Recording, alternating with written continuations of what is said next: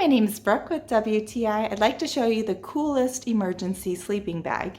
This is so nice. It's lightweight. It's only 7 ounces, so you can use it and store it very nicely in this little bag.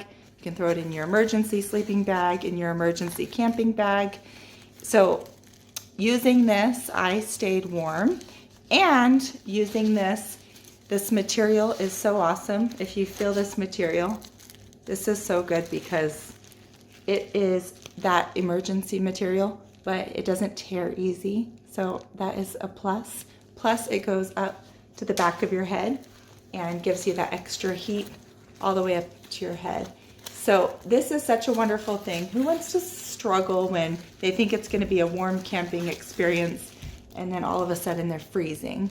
Well, this is really great. It's funny that the sleeping bag says don't die in the woods, because it really does a great job of keeping you warm.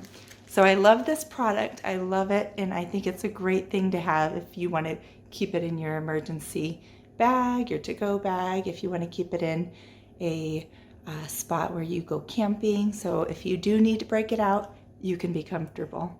So that's my point of view.